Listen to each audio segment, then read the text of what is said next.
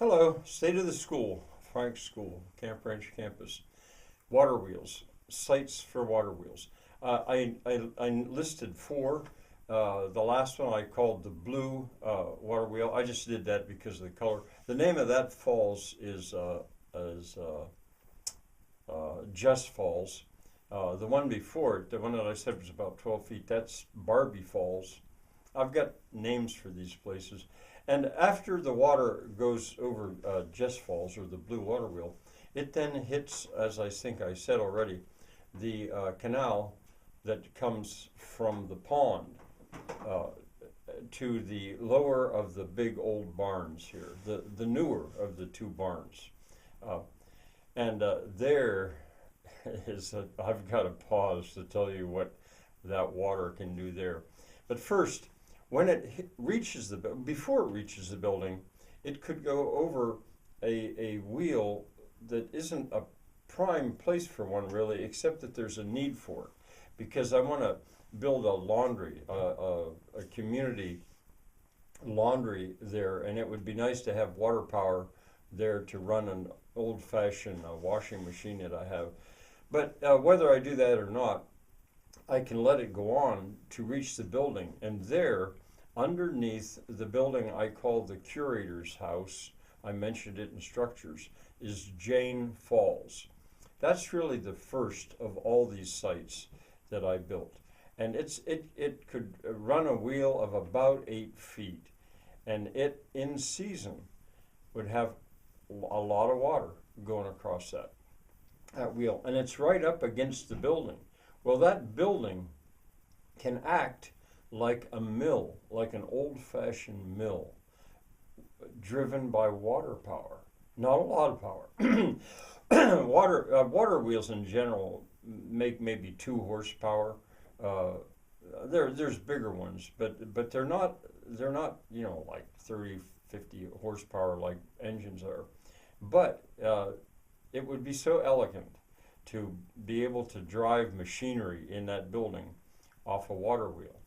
And inside the building, I have everything that's needed for a line shaft, including the line shaft, about 40 feet long.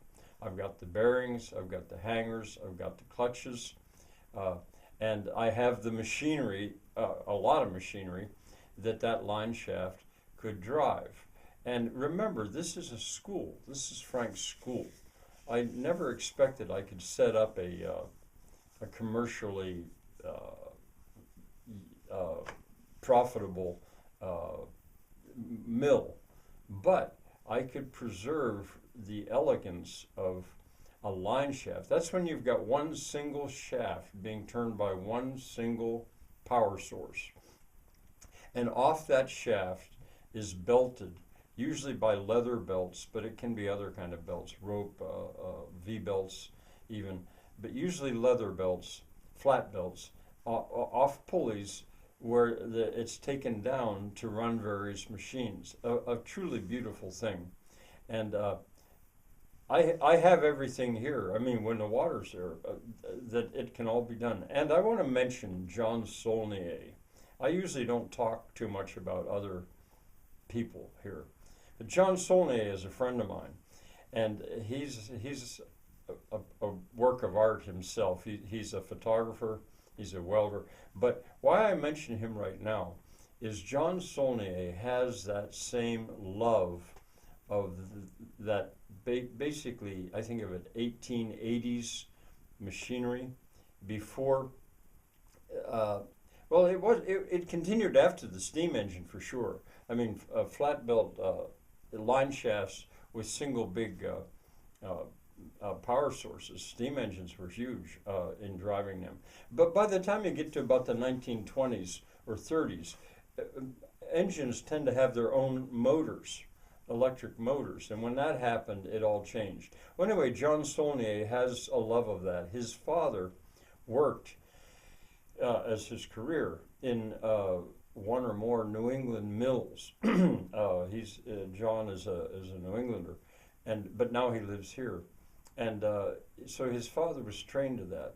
I don't know as his father was a millwright. I think he might have been an electrician. I'm not sure on that, But a millwright is the trade. There's a trade, a wonderful one.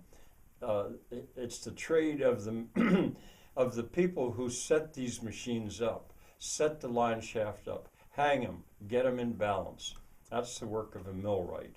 A man, Alan Semenek, who's now dead, he'd once told me, an amazing man and craftsman, he'd once said that he, of all the crafts, he thought he admired the millwright the most because a millwright had to all the time be thinking in all three dimensions. I don't know, but I've loved that trade as well, millwright. So I'm talking about what's in the building. There's much more in that building. That's where most of the workstations are in that building. But I paused to do that, and now I'll go back to explain how would I get the power to that mill.